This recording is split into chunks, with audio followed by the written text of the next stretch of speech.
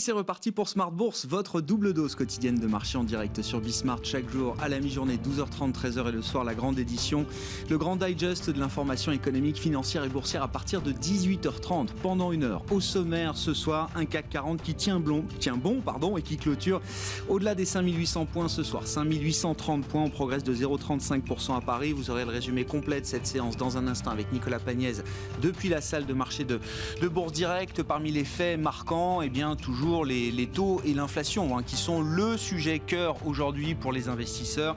Des taux longs, notamment aux États-Unis, qui ont repris le chemin de la hausse avec un 10 ans qui flirte avec les 1,50. Et puis il faut noter également l'envolée des prix du pétrole. Alors c'est la hausse continue des matières premières depuis plusieurs mois maintenant, mais une journée particulièrement dynamique pour les cours du pétrole, malgré une envolée des stocks hebdomadaires aux États-Unis qui s'explique peut-être par les perturbations qui ont eu lieu au Texas ces dernières semaines avec la tempête de neige, le blackout qui a perturbé les activités économiques et les activités pétrolières au Texas.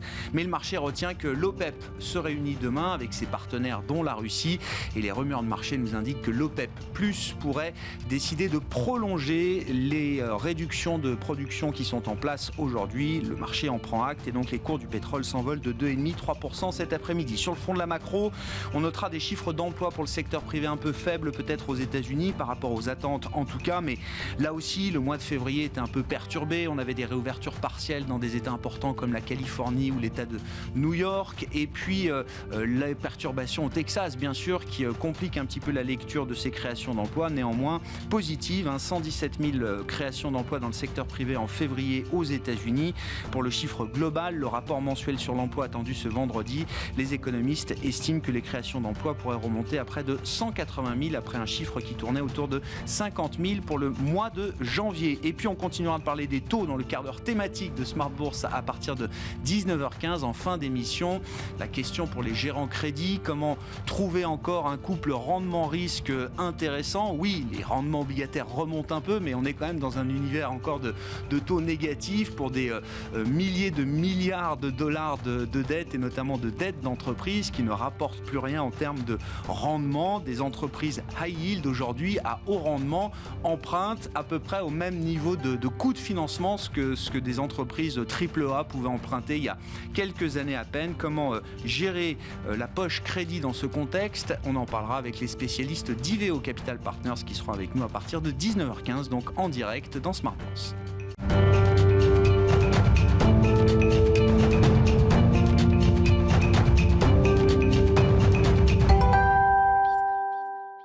Une séance positive à nouveau pour le CAC ce soir. Les infos clés du jour après la clôture en Europe, c'est avec Nicolas Pagnès depuis la salle de marché de Bourse Direct. Clôture en légère hausse ce soir sur le CAC 40. L'indice parisien gagne 0,35% à 5830 points. Après une ouverture dans le vert, le CAC 40 a connu un léger passage dans le rouge cet après-midi avant de revenir dans le vert en fin de journée. Dans un contexte de remontée des taux et de chiffres décevants de l'emploi aux États-Unis. En matière d'emploi, tout d'abord, le secteur privé a créé 117 000 emplois au mois de février selon l'enquête mensuelle du cabinet ADP. Un chiffre inférieur aux attentes des analystes qui en attendaient 70 000 de plus et qui laisse entendre aux investisseurs que le marché du travail peine à retrouver une dynamique sur le long terme. Du côté des rendements obligataires, le taux à 10 ans américain reprend finalement sa progression et grimpe jusqu'à 1,49% ce soir, là où le taux à 30 ans est lui aux alentours des 2,26%. Une progression qui contribue aux tendances hésitantes sur les indices malgré les déclarations de la gouverneure de la Fed, Lael Brainard, qui estime qu'une hausse temporaire de l'inflation est plus probable qu'un changement durable. Lors d'une conférence virtuelle, celle-ci a également réitéré le fait que la Fed surveille de près les envolées obligataires et qu'elle se tient prête à agir si jamais l'inflation venait à être trop forte ou trop durable. Les investisseurs qui suivent également les discussions en cours en matière de plan de relance. Après le vote de la Chambre des représentants la semaine dernière, le projet est actuellement devant le Sénat. Le Sénat qui devrait voir plusieurs amendements proposés par les Américains. Ces derniers devraient proposer de revoir à la baisse le montant des allocations chômage actuellement prévu à $400 par semaine. Il devrait également proposer de limiter l'accessibilité aux chèques de $1 400 que Joe Biden souhaite distribuer aux Américains.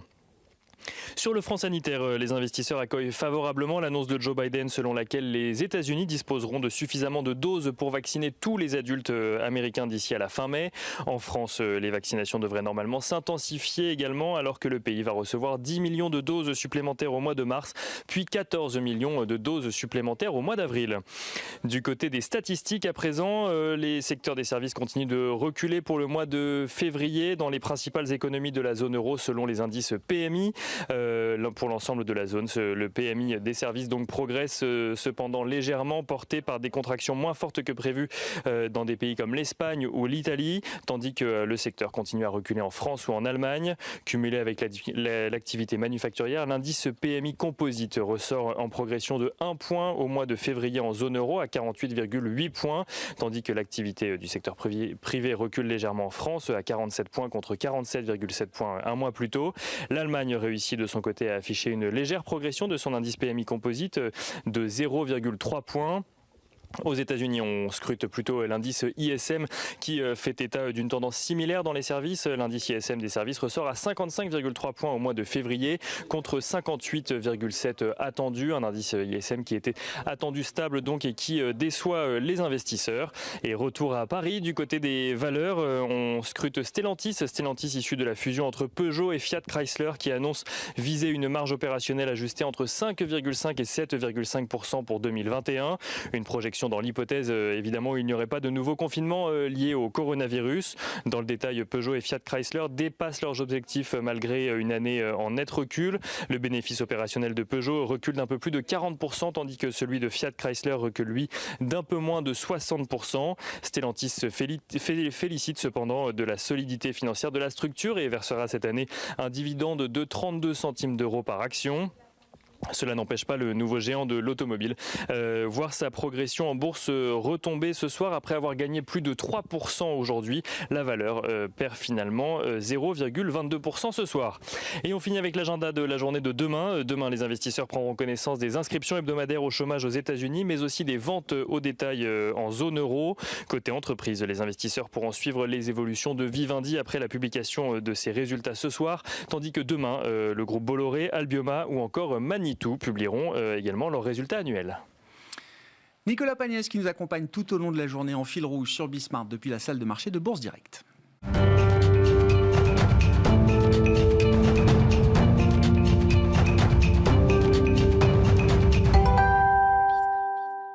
Trois invités avec nous chaque soir pour décrypter les mouvements de la planète marché. Alexandre Baradez nous accompagne en plateau, chef analyste chez IG. Bonsoir Alexandre. Bonsoir. Sébastien Lalvé est avec nous également, le directeur général de la financière Arbevel. Bonsoir Sébastien, bienvenue. Bonsoir.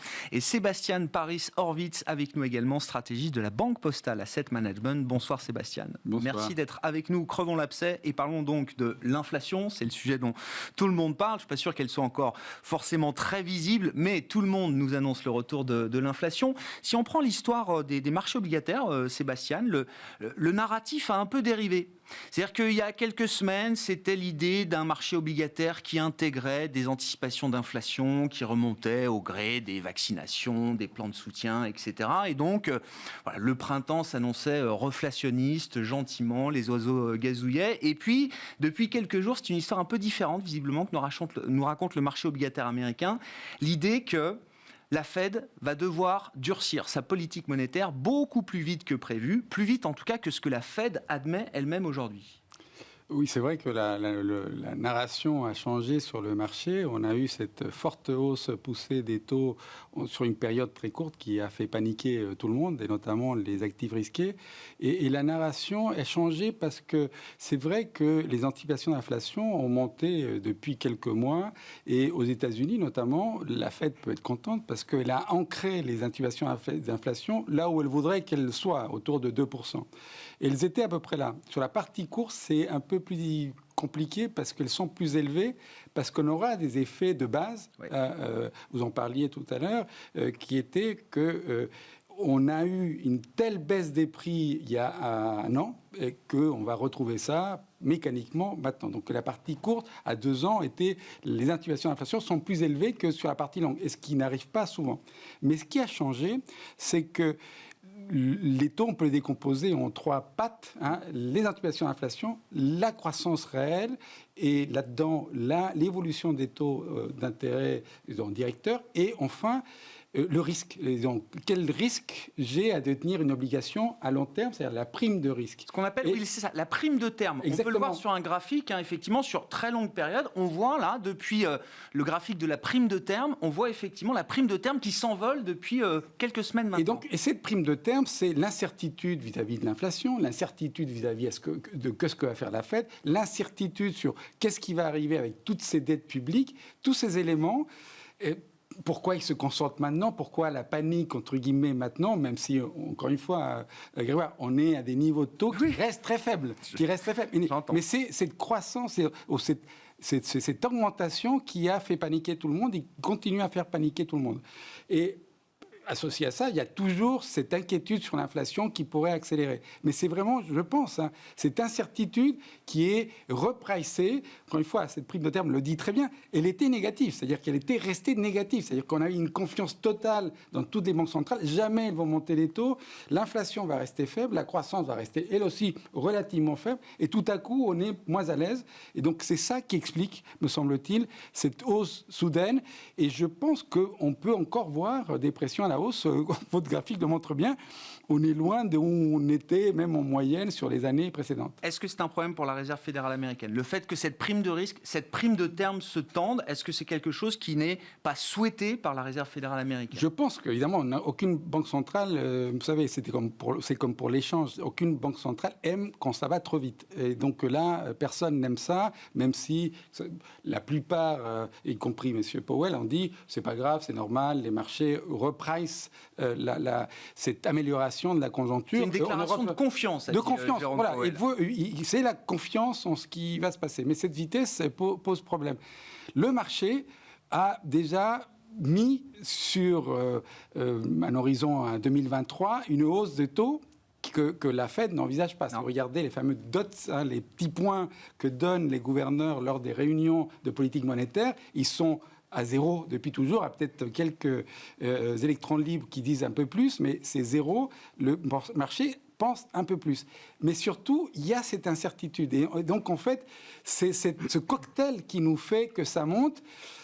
Quand ça s'arrête, est-ce que, comme certains le prédisent, qu'a fait déjà la Banque d'Australie, il faut que les banques centrales interviennent pour arrêter ça. La Banque du Japon n'a pas ce problème parce qu'eux, ils ont directement un objectif sur les taux 10 ans, comme vous le savez, avec une marge très faible. Donc, ça ne va pas arriver chez eux, même si c'est assez tendu. Mais chez nous, pour l'instant, on n'est pas là à contrôler, on ne veut pas contrôler la courbe des taux, mais est-ce que on va arriver là parce que... Est-ce que le statu quo sera suffisant? Est-ce que le statu quo dans la position, le réglage de la politique monétaire sera suffisant, ou est-ce qu'il faudra une communication beaucoup plus agressive? Ça va être la question des prochains jours là.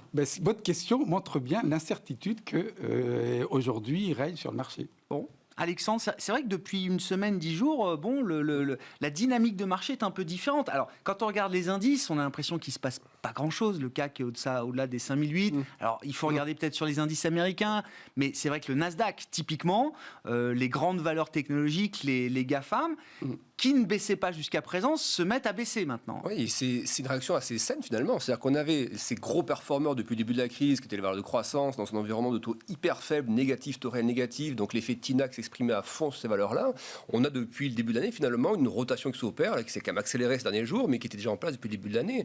En year to date, il faut regarder les gros performeurs sur l'Eurostoxx 600 par exemple, ressources de base, les bancaires, même tourisme loisir fait partie des plus gros performeurs dans le secteur, ce qui est totalement incroyable dans la phase actuelle, mais c'était déjà du coup le signe que le marché anticipait la phase de reprise, et c'est aussi pour ça que les small caps autant accéléré en l'espace de quelques mois à présence de vaccins, élections américaines ou autres, c'était déjà anticipation de cette phase de reprise. Donc on est comme ça un marché qui opère une petite rotation, ça me paraît parfaitement sain, et j'ai envie de dire, je serais même surpris, j'aurais été surpris que les banquiers centraux coupe tout de suite le feu, parce que les marchés actions prennent 25 ou 30% en 4 mois, ça pose pas de souci.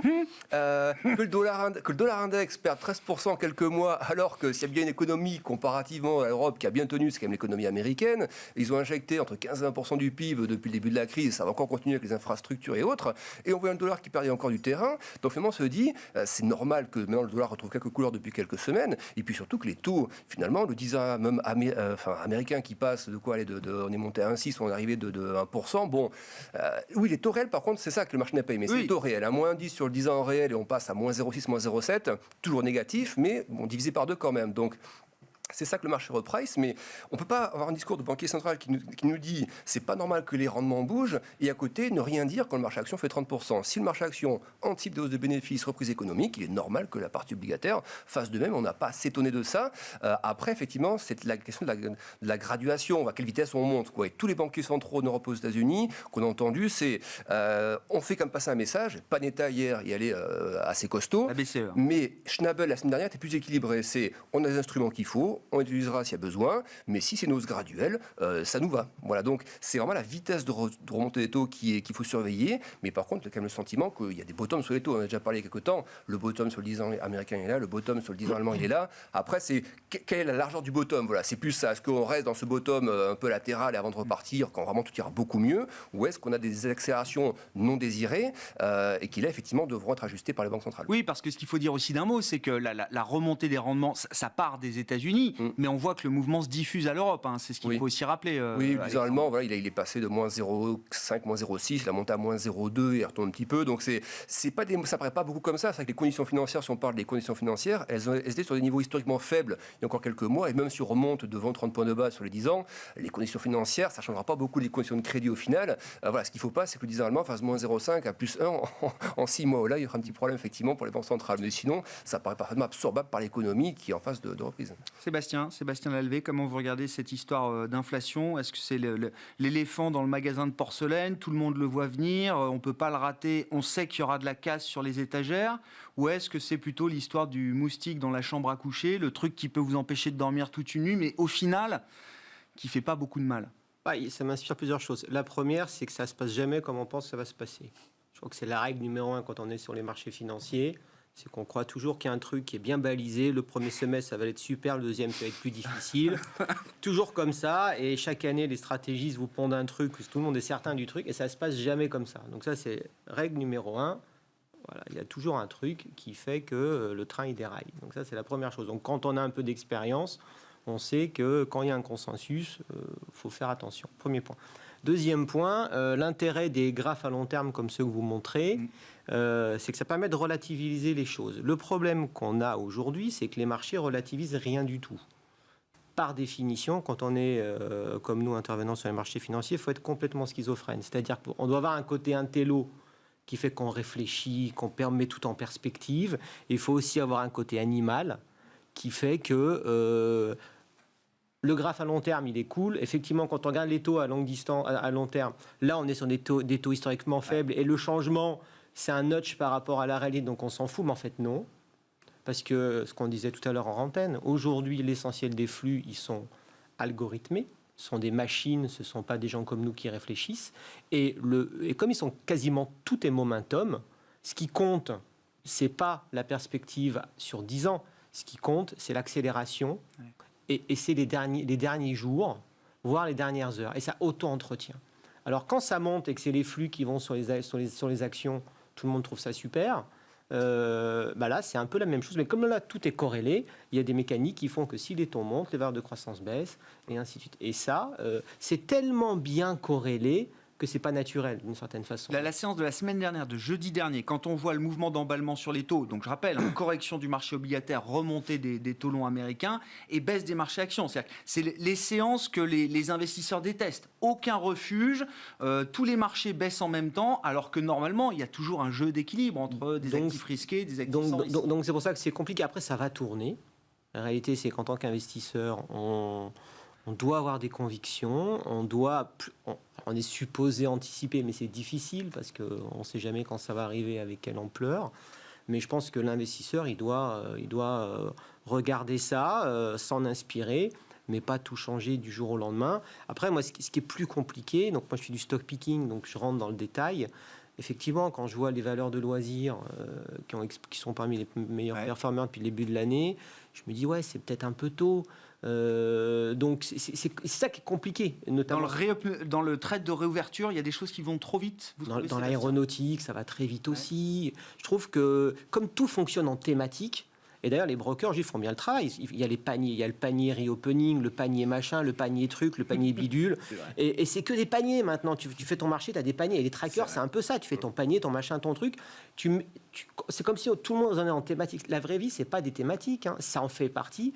Mais à l'intérieur, il y a des différences fondamentales entre les sociétés. Et aujourd'hui, la perf, elle est difficile de faire. La distinction entre telle boîte et telle boîte du même secteur, ça, c'est sur le long terme qu'on le voit. Dans les périodes actuelles, le stock picker, il a plus de mal parce que c'est les thématiques qui fonctionnent plus que le bon management ou le mauvais management ou même, à un moment, il y a des moments où c'est les mauvaises boîtes qui montent le plus parce qu'on est sur une thématique mauvaise boîte. C'est intéressant ce que vous dites, Sébastien, parce que moi, alors ça fait quelques années que j'observe les marchés et chaque début d'année, effectivement, beaucoup viennent nous dire c'est l'année du stock picking. Enfin, les stock pickers viennent nous dire c'est l'année du stock picking. Et pour une fois, cette année, j'ai l'impression qu'ils ont quand même des arguments valables. C'est-à-dire qu'il y a quand même des écarts intrasectoriels qui se forment. Les grands exemples que j'ai en tête, c'est Kering et LVMH. C'est pas les mêmes histoires, c'est pas les mêmes histoires boursières aujourd'hui.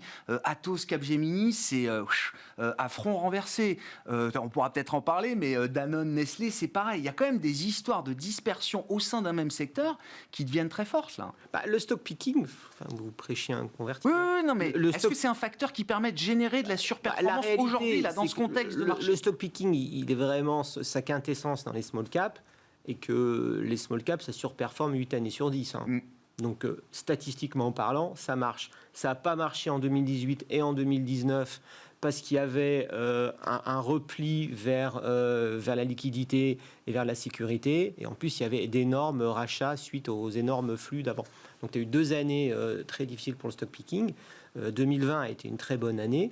Moi, je pense que ça va continuer dans la reprise. Mais par contre, il y a des périodes comme celle-là où je crois que le mois de février a été un mois très compliqué pour le stock picker.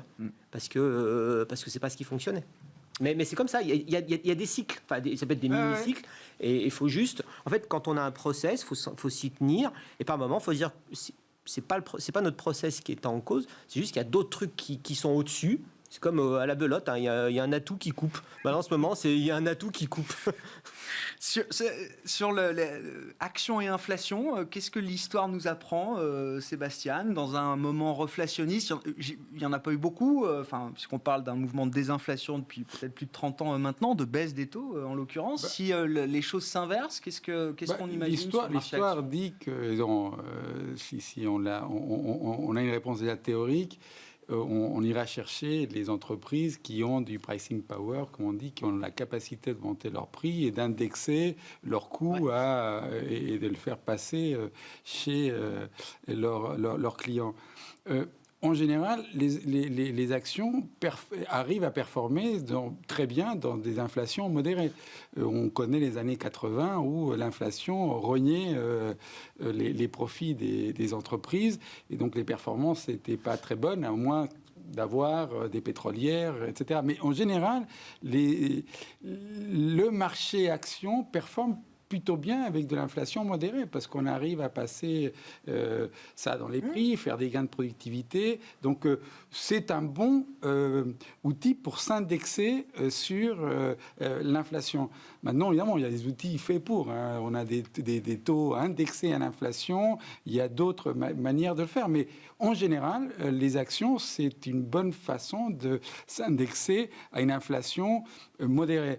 Une accélération de l'inflation, c'est un peu ce que disait Sébastien. Là, il faut faire du stock picking. Il y a des boîtes qui, si s'accélèrent trop, si leurs coûts s'accélèrent trop, c'est compliqué. Donc, c'est aux stock pickers de savoir où aller chercher de la valeur parce que certaines vont souffrir.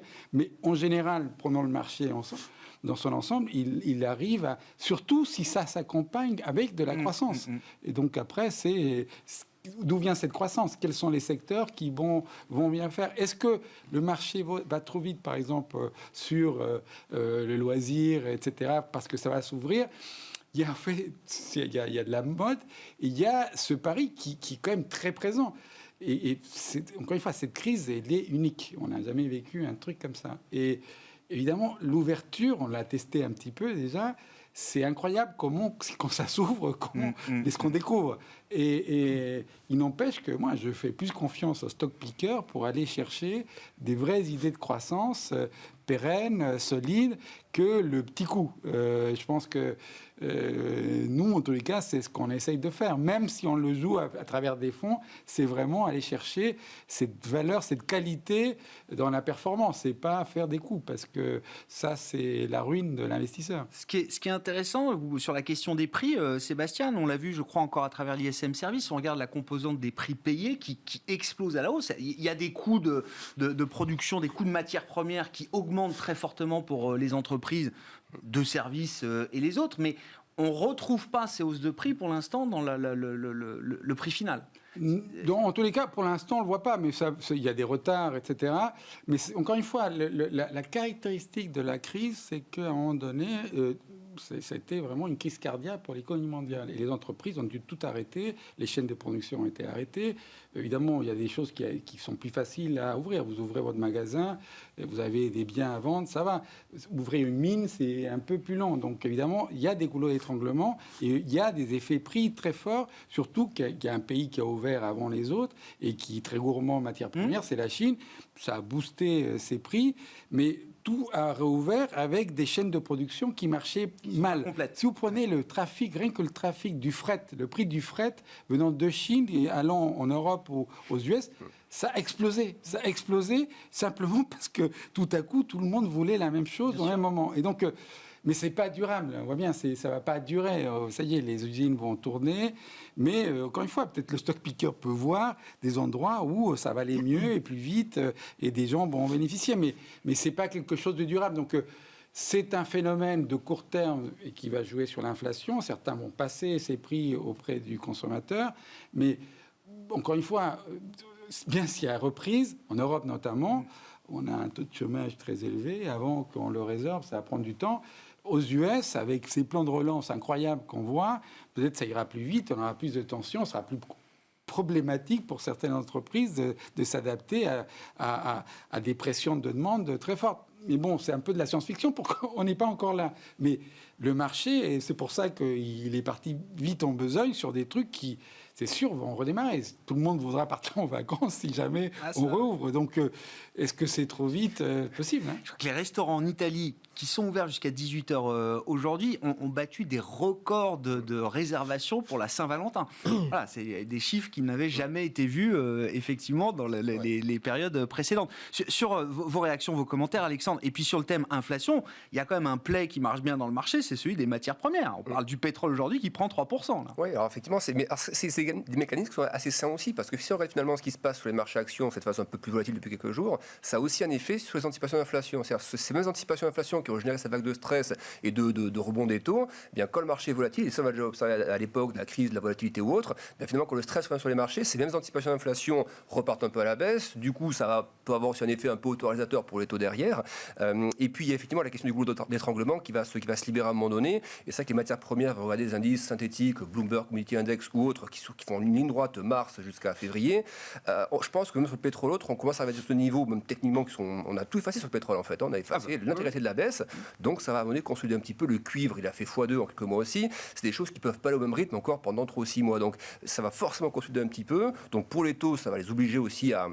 Ça va rendre service aussi aux banques centrales parce que c'est évidemment ce qu'on aura du marché qui va nous dire que ça va peut-être pas si vite que ça. Et donc les banques centrales n'ont peut-être pas besoin d'être agressives dans leur communication ou trop agressives pour envoyer un message au marché. Donc ça devrait un petit peu se normaliser par soi-même. Et je pense que c'est plutôt une bonne chose pour les marchés européens. J'ai l'impression qu'il y a des marchés qui sont finalement bien orientés en ce moment, où on trouve bien placés pour bénéficier de tout ça, à la fois de la reprise plus lente qu'aux États-Unis de la Chine, mais justement avec des taux qui restent encore assez faibles, des conditions financières accommodantes ou autres. C'est les marchés typiquement européens. La composition des indices, indice fait que il y a tout. Il y a des banques qui bénéficient de cet environnement-là. Vous avez le tourisme loisir qui en bénéficie. Ça a été un peu vide, donc ça peut un peu consolider. On peut avoir un CAC qui repasse un peu latéral quelque temps, un DAX aussi. Mais les risques correctifs larges semblent écartés, alors que sur les indices tech US par exemple, qui ont cartonné pendant des mois, c'est sûr que les taux, ça va grincer dans quelques temps encore, et je ne pense pas que ça part tout de suite. Donc il me semble que les indices européens sont mieux placés par rapport à ça en termes de valorisation, en termes de composition. Le pire risque, je pense, pour l'Europe, c'est d'avoir un CAC, si vraiment les questions de taux s'emballent un peu, c'est que le CAC relâche, comme on a vu la semaine dernière, pendant 1 ou 2 jours. C'est pas duré longtemps. Hein. Vous regardez le CAC a surperformé le Nasdaq, ce qui est assez rare pour le souligner, mais il y avait vraiment de la surperf, un x4 quasiment en perf. Le Nasdaq a perdu 5% la semaine dernière. Voilà, et le DAX, le CAC, il a fait moins 2, puis il est reparti. Donc le risque, il est là, c'est qu'à un moment donné, c'est vraiment ça flambe sous les taux, que la classe action, il y a un risk-off global, mais vu que la poche européenne est quand même beaucoup moins sensible à la partie croissance, si ça corrige vraiment sèchement, je pense qu'un -8, -10, il y a des niveaux de support après qu'on retrouve, c'est pas non plus mortel pour un investisseur de moyen terme qui vise 2-3 ans devant lui. Un peu de constatation, ça ferait du bien, mais attention de ne pas être en retard dans le train. C'est-à-dire qu'on peut avoir des surprises bonnes. C'est-à-dire que vous verrez l'Eurostock 50, 3 fois qu'il tape un niveau en 4-5 ans, il va passer au-dessus. C'est absolument certain. Donc c'est pas est-ce qu'il va au-dessus, c'est dans quel horizon, et c'est pas 3-4 ans pour au-dessus. Donc on joue sous les niveaux, CAC et autres, alors hors dividende ou autres, c'est encore autre chose, mais on joue sous les niveaux, ça va consolider un peu sous les niveaux, et dans le meilleur des cas, ça passe tout de suite. Donc il faut quand même être sur l'Europe, je pense, par défaut, et même par conviction, parce qu'il y a des choses à faire intéressantes, je pense. L'Europe, effectivement, qui est toujours un peu le parent pauvre. Mais effectivement, si la reprise a déjà été jouée en grande partie en Asie et aux États-Unis, l'Europe aura son tour aussi à un moment. L'euro, il reste à 20, on sent qu'il y a moins de pression là-dessus. Donc ça aussi, c'est calme, mais ça participe à cette phase de sentiment. Sébastien, un mot peut-être sur le pricing power des entreprises. Là, c'est quand même une question clé pour la suite, avec la hausse du coût des matières premières, entre autres. Face à ça, il y a une demande qui demande qu'à justement être libérée. Donc, est-ce que la question du prix va être importante ? Pas tout de suite, plus tard ? Déjà, il y a eu 2020 a été une année, moi je trouve extraordinaire pour les managements. C'est-à-dire qu'on se retrouve quand même en période de publication à se dire plusieurs fois collectivement au sein d'Arbevel ou entre gérants en disant putain, ils ont bien géré le truc finalement. Enfin, donc il y a vraiment nous, notre critère numéro 1 dans l'investissement, c'est le management. Hein. Ouais. Donc, et on voit bien ceux qui ont très bien géré les choses. Et là où c'est un peu cynique aussi, hein, il faut le dire, hein, c'est que des crises comme celle-là permettent aux entreprises de faire la gestion qu'elles ne se permettent pas forcément de faire en période classique. Dans un pays comme la France, avec toutes les contraintes qu'on connaît, elles le font. Comme elles l'ont fait en 2008, elles le font aussi en 2020. Donc il y a des ajustements structurels qui se font, qui devaient être faits, qu'on passe pour du conjoncturel, qui en fait sont du structurel aussi. Ça, c'est un vrai sujet aussi. Mais c'est intéressant, Sébastien. Ça a validé chez vous, par exemple, l'image, la perception que vous aviez des managements forts, en tout cas d'excellence. Est-ce que vous avez eu des surprises en vous disant tiens, ce management que je pensais excellent, finalement, dans cette crise, il n'a pas été peut-être à la hauteur comparé à d'autres ? C'est tout le temps le cas. Vous prenez une boîte comme Téléperformance qui est au CAC 40 maintenant, regardez ce qu'ils ont fait en 2020. Ils ont fait de la croissance. Ils ont mis des centaines de milliers de personnes en télétravail. C'est juste ahurissant quand on y réfléchit. De toute façon, c'est tout le temps la même chose. Hein. C'est vrai pour une PME, pour une boîte du CAC et même pour un pays. Hein. Quand c'est bien géré, c'est bien géré. Ouais. Bah tiens, justement, puisque vous m'amenez au niveau du pays, Sébastien. Non, mais attendez, ça m'intéresse. Il n'y a pas les mêmes contraintes quand on gère une boîte, quand on gère un gouvernement. Après, il y a une administration, et entre les deux, il peut y avoir de la friture. Je sais bien, mais je prends quand même la perche que vous m'avez tendue. Quand est-ce qu'on aura notre Freedom Day en France et en zone euro ? Tout le monde est en train de fixer là son Freedom Day. Donc, le UK, c'est 21 juin et sans doute probablement avant si tout se passe bien. Le Texas, c'est le 10 mars. On verra pour les autres États américains, mais en tout cas aux États-Unis, fin mai, tous les adultes auront droit à un vaccin. C'est ce que Joe Biden dit hier soir. Deux mois en avance sur le calendrier initialement prévu. Merkel se réunit avec les patrons de Länder, je crois, aujourd'hui. On verra ce qu'il en ressort. Pour le reste, on n'a pas beaucoup de visibilité. Non, et puis on voit le problème, c'est qu'on a un pays qui subit les contraintes du corporatisme. Quand j'entends dire qu'un pharmacien ne peut pas vacciner, qu'un médecin de campagne au départ ne pouvait pas vacciner, que tout devait être centralisé, ainsi de suite, c'est catastrophique. Et une des énormes différences qu'il y a eu entre... Vous n'êtes pas dans l'anecdotique là, Sébastien? Non, pas du tout. Vraiment. Mais carrément Non, mais je sais, on peut cumuler des témoignages ici et là. Mais... Non, mais c'est carrément pas anecdotique. De toute façon, à la fin, les chiffres sont là. Hein. Ouais. Comme en mars dernier, les Allemands ont laissé Siemens acheter des masques. Parce que c'est leur métier d'aller acheter en Chine et ainsi de suite. Nous, on a voulu centraliser ça. Et une crise comme celle-là, elle montre bien de toute façon où est-ce qu'il y a des blocages. Et qu'est-ce qui fonctionne, qu'est-ce qui ne fonctionne pas. C'est tout le paradoxe, là on sort un peu du sujet, mais pour moi, l'année 2020 a été l'année qui montrait que malheureusement, le privé a définitivement gagné la course par rapport au public. Et, et pourtant, on n'a jamais eu autant besoin du public et d'un service public fort et d'une force publique forte. Et pourtant... c'est le privé. Regardez toutes les initiatives privées, les Moderna, tout ça, c'est le privé. C'est malheureusement pas l'Institut Pasteur qui a sorti un vaccin, on le sait bien. C'est quelque chose de privé, financé, créé par un Français qui a quitté Biomérieux pour redevenir PDG lui-même du jour au lendemain. Après, il y a eu des milliards qui ont été dépensés. Et c'est l'initiative privée Sauf que qui a vous fait savez ça. bien que je vous fais le narratif rapidement, mais il y a des élections l'an prochain. Mais le narratif, c'est que ce privé sera redevable, quoi qu'il en soit, du public, parce que le public, le gouvernement, a mis tout ce qu'il fallait sur la table, justement, pour protéger tout le monde, garantir, Je sais bien. Mettre au chômage partiel, etc. Je sais bien, mais sauf qu'il y a des initiatives, il faut les laisser faire. Laisser faire, laisser passer, hein, c'est vieux. Hein. C'est le petit quart d'heure politique. Je sais pas si Non. Sébastien... Non, mais Bon, si, moi, si, mais je suis pas complètement d'accord avec au sens Sébastien. noble du terme, il n'y a pas de. Je suis pas complètement d'accord Alors, avec Sébastien. Je pense que, comme il l'a dit rapidement, on avait besoin de public. C'est-à-dire que c'est pas seulement qu'on avait besoin, c'est que... C'est nécessaire. Déjà, c'était non seulement nécessaire, Sébastien, c'est que ce qu'on a fait est extraordinaire. Alors, c'est peut-être facile d'aider, mais en fait, on sait que c'est pas simple. Et est-ce qu'on a bien ciblé ces aides aux États-Unis, peut-être pas complètement, vu que là, on verse à tout le monde. Mais intéressant, ils sont en train de voir s'ils peuvent pas rétrécir un peu les cibles d'échecs, par exemple. Je suis pas sûr, hein, parce que là, vraiment, le plan qu'on va avoir, on va donner beaucoup d'argent à tout le monde. Mais c'est vrai qu'on peut mieux faire.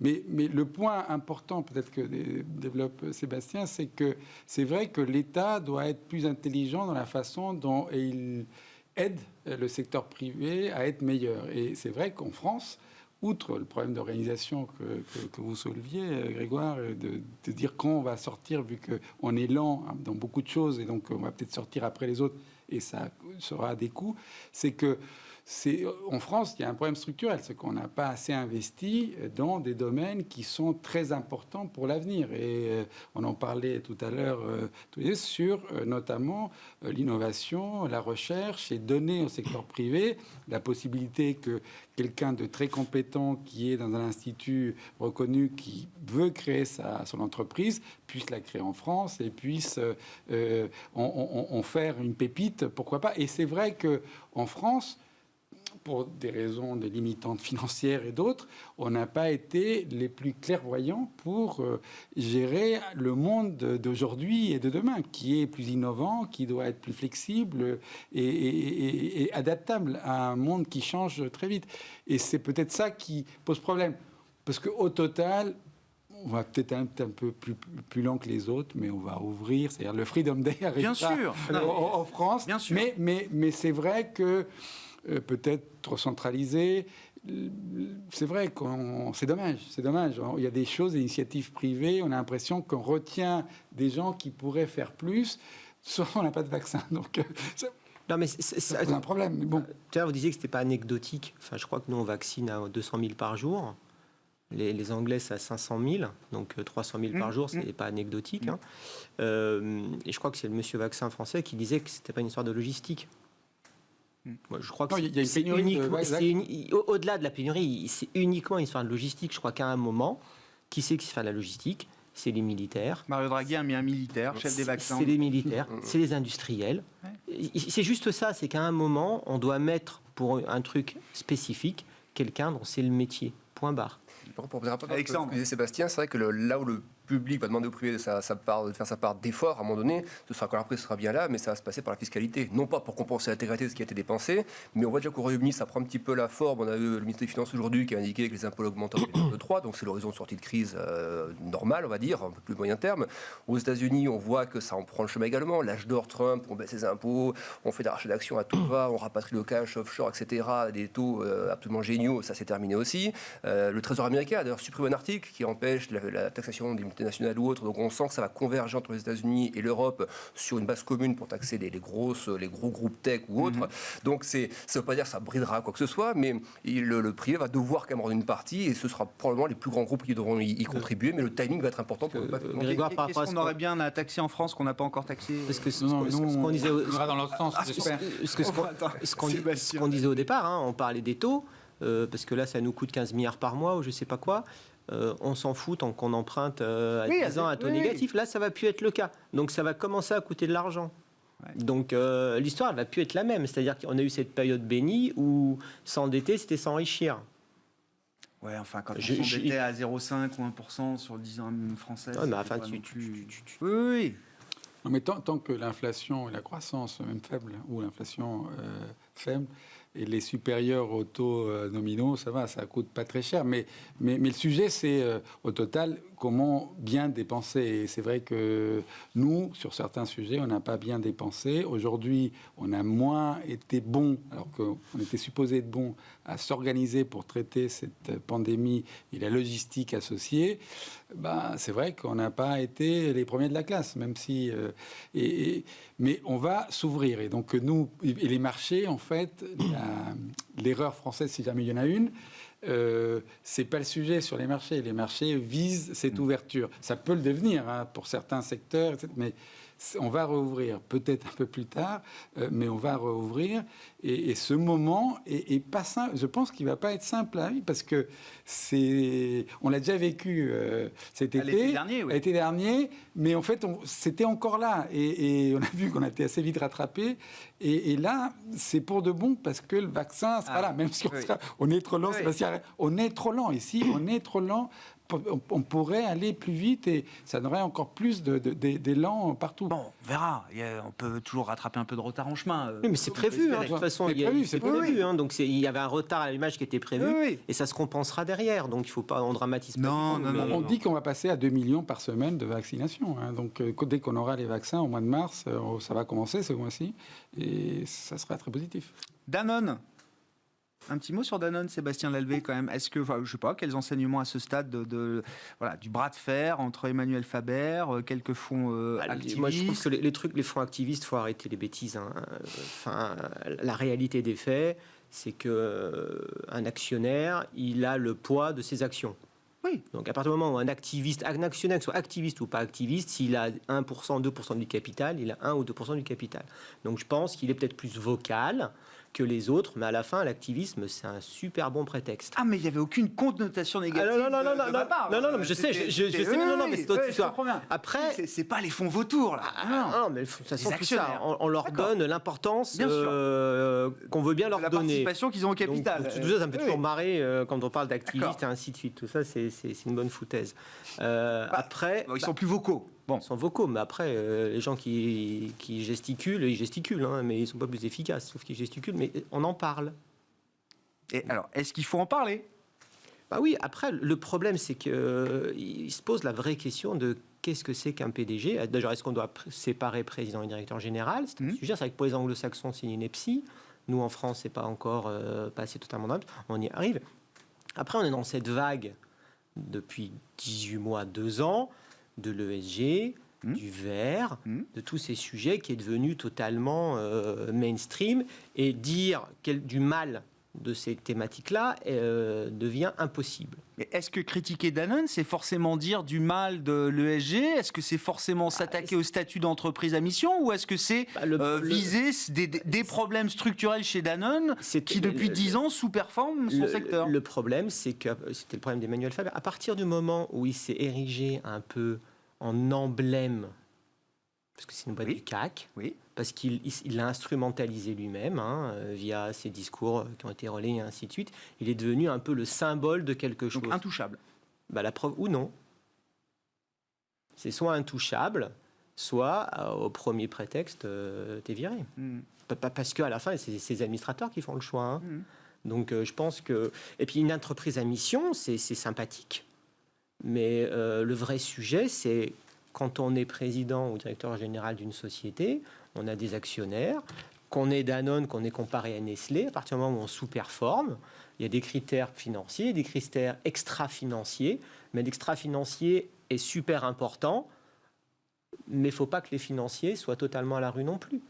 Donc je pense que c'était, à partir du moment où Danone sous-performait structurellement, au-delà de tout le reste, le patron, il est à risque. De toute façon, il est sous pression. Donc on en fait toute une affaire, mais c'est un patron qui sous-performait. Bon. Et puisque vous êtes tellement attaché au management, la fonction de PDG unifié, est-ce qu'il y a du positif ou est-ce que là aussi c'est quelque chose qui appartient au passé désormais et qui va se généraliser? Moi, j'ai des histoires de PME extraordinaires qui auraient des notes Gaïa qui seraient toutes mauvaises. Sur la gouvernance? Parce que la gouvernance, elle est totalement autocratique. Donc il y a une question d'échelle alors, de taille d'entreprise. Oui, bien sûr, et bien entendu. Mais parce que là, on parle d'un groupe mondial et je pense qu'il faut... j'ai regardé un peu ce que reprochaient les fonds activistes. Ils disaient que telle personne à l'intérieur du management n'avait pas d'expérience et ainsi de suite. Donc, le problème, il est au niveau de la direction générale, mais aussi au niveau du conseil, de ce que je comprends, moi. Exactement. Donc, de toute façon, c'est pas, à partir du moment où vous sous-performez, vous êtes à risque. Après, les raisons de la sous-performance, il y en a 50, hein, mais vous êtes exposé. Bon, je ne sais pas s'il y a un petit commentaire sur Danone ou le ESG, c'est un thème. Alors, non, mais si, sur il nous reste une minute. Ce qui est intéressant, c'est que dans les grandes thématiques, tout ce qui est green aujourd'hui, ça... Là aussi, pour nous, c'est très important. Cale un peu. Pour nous, c'est très important. Oui, mais non, pour nous, c'est très important. Et moi, je suis d'accord avec Sébastien. C'est-à-dire que quand on s'attaque aux problèmes ESG, le climat, la gouvernance, nous, on s'occupe d'autres types de piliers importants pour nous, mais et ce qui est important, c'est la matérialité pour une entreprise. En quoi cette entreprise, et donc d'associer ça aux performances financières, en quoi le fait de ne pas aller dans le bon sens sur ces critères ESG peut peser sur les résultats de l'entreprise. Donc, adapter ça, c'est une très bonne idée, parce que c'est vrai que c'est plus compliqué. Une seule approche serait la bonne pour tous, c'est pas la bonne. Il faut savoir s'adapter. Il n'empêche, pour nous, le ESG, c'est quand même l'avenir. Et évidemment, le climat aujourd'hui, c'est le vrai sujet, et ça va continuer, mais c'est très important de l'intégrer. Et donc, Danone, c'est pas l'histoire d'investisseurs qui remettent en cause la logique ESG, poussée peut-être au maximum par un patron, Emmanuel Faber. Même au niveau de l'analyse financière, il y aura toujours des extrémistes, des gens qui voudront plus. Il ne faut pas se cacher derrière. On ne peut pas se cacher derrière. En fait. C'est ça le sujet. C'est une thématique qui est centrale, qui est fondamentale pour le futur, mais ça n'excuse pas tout, ça ne permet pas tout. Il y aura toujours des gens qui vont exagérer, qui vont essayer d'aller trop loin, et ils vont finir par détruire de la valeur. C'est quand même, il faut préserver la valeur de l'entreprise, et il faut savoir s'arrêter au bon moment pour que l'entreprise puisse prospérer quand même. Bon. On suivra le dossier Danone avec une journée investisseur très attendue le 25 mars. On s'arrête là pour ce soir. Merci à vous trois, messieurs. Sébastien Paris-Horwitz, la Banque Postale Asset Management, Sébastien Lalvé, Financière Arbevel et Alexandre Baradez, IG, étaient les invités de Planète Marché ce soir dans Smart Bourse.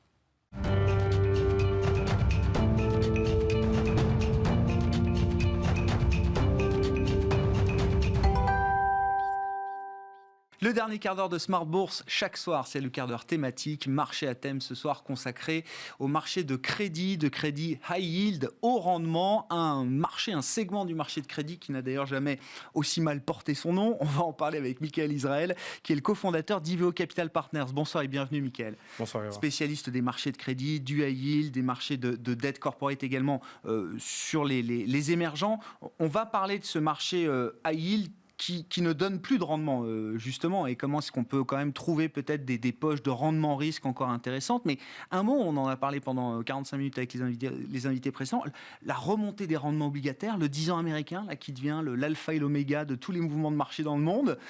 Est-ce que ça perturbe aussi les marchés de crédit internationaux, Michael ? Oui, ça perturbe parce que bien entendu, il y a l'effet taux dans le prix des obligations. Donc quand vous avez les taux qui remontent, vous avez un effet sur les obligations. Tout ça se mitige avec la duration et le carry, qui font que vous bougez plus ou moins. Mais je crois que pour nous, sur l'émergent, la question qu'on s'est posée, c'est plus d'essayer de faire une analogie avec 2013. Oui. Parce que c'était l'époque du tapering et ça avait fait mal sur les émergents, en equity, en oblig, etc. Enfin, les prix avaient vraiment baissé. Et on a l'impression, en tout cas, qu'on est du côté des fondamentaux dans une situation presque opposée. C'est-à-dire, quelques points, on a d'abord le discours de la Fed. Enfin, c'est pas le même process aujourd'hui. C'est-à-dire qu'à l'époque, c'était vraiment la Fed qui était en train d'initier ce mouvement de hausse des taux. Aujourd'hui, c'est plutôt un repricing de l'inflation long terme, les marchés qui bougent, mais la Fed qui reste avec un discours accommodant. Donc on n'est pas tout à fait sur la même dynamique. Après, il y a un sujet dont je vous ai parlé plusieurs fois, c'est sur les émergents, il y a l'épouvantail habituel des devises externes. Est-ce que les économies sont endettées en devises externes? Et donc en général, c'est le maillon qui fait qu'on a très peur sur les émergents parce que les taux remontent aux US, donc généralement ça fait augmenter le dollar. Généralement, ça rend le remboursement de la dette des économies endettées en dollars plus difficile. Bon, toute cette dynamique, elle ne nous paraît pas du tout aujourd'hui un problème. Je vous l'ai dit plusieurs fois, mais vraiment les économies émergentes se sont dédollarisées. Voilà, dédollarisées encore, en tout cas en partie sur leur dette de manière significative. Ça ne veut pas dire qu'il n'y a pas des endroits où... Et puis surtout, le plus intéressant, c'est les balances courantes. En 2013, on était vraiment dans une situation où on était en déficit des balances courantes. Donc, c'est-à-dire qu'il y avait vraiment besoin de dollars à ce moment-là. Et d'un coup, on est rentré dans le tapering. Aujourd'hui, c'est l'opposé. On a des balances courantes dans les émergents qui sont très positives. Donc, on n'a pas les commodities qui sont plutôt en train de monter. C'est plus l'enjeu systémique que ça avait pu être en 2013. Vraiment, quand on fait l'analogie, on a l'impression que presque tout est différent. Les devises aussi, les devises étaient plutôt surévaluées en 2013 au moment où on rentrait dans le tapering. Aujourd'hui, elles sont très... Enfin, je ne sais pas si on n'est pas spécialisé de devises, je ne sais pas si elles sont sous-valorisées, mais en tout cas, elles sont bien plus basses que ce qu'elles étaient. Donc, on n'a pas le sentiment que c'est le même contexte qui nécessiterait de s'affoler. Non, mais très intéressant. Ça n'est pas 2013. On ne revit pas pour l'instant 2013 avec ces mouvements de repentification, de remontée des rendements obligataires. Néanmoins, Mickaël, vous l'avez dit, si le marché de crédit n'a plus le moteur des taux et de la baisse des taux, donc de la revalorisation des obligations, quels peuvent être les moteurs du marché de crédit là, pour cette année 2021 ? Alors, nous, on pense que 2021 va ressembler à 2016-2017. C'est des années où ce qui a fait la performance obligataire, c'est ce qu'on appelle le carry, donc finalement le coupon. Parce que, normalement, il y en a encore. Donc le coupon et des compressions de spread. Et dit autrement aussi, généralement, là, c'est l'analyse fondamentale. C'est-à-dire vous allez sélectionner des dossiers qui vous offrent du coupon et vous voyez une trajectoire de compression de spread, c'est parce qu'il y a une analyse micro et on se dit, cette société-là, elle a un potentiel à ce niveau-là. Depuis 2 ans, c'est vraiment pas ça qui se passe. Depuis 2 ans, si vous aviez de la duration et de l'investment grade, où à la limite, on ne fait pas tellement d'analyse fondamentale à se questionner, je ne dis pas qu'on n'en fait pas, mais c'est moins le sujet que sur le high yield, vous pouviez faire des performances stratosphériques. Stratosphériques, et dans l'émergent, dans toutes les classes d'actifs. Donc là, on pense vraiment que ça va être différent. Ce sera une année de carry et de coupons. Et ça veut dire de sélection quand on est professionnel de la gestion? Alors oui, de sélection. Ça veue dire aussi sortir un petit peu des indices. C'est ce qu'on avait évoqué aussi. Oui, ça c'est un sujet, je ne sais pas, mais je ne l'entends pas souvent et je trouve qu'il devrait... Enfin, je pense que c'est un vrai sujet. Les indices ne sont pas forcément le reflet de sont pas forcément représentatifs de tout un univers.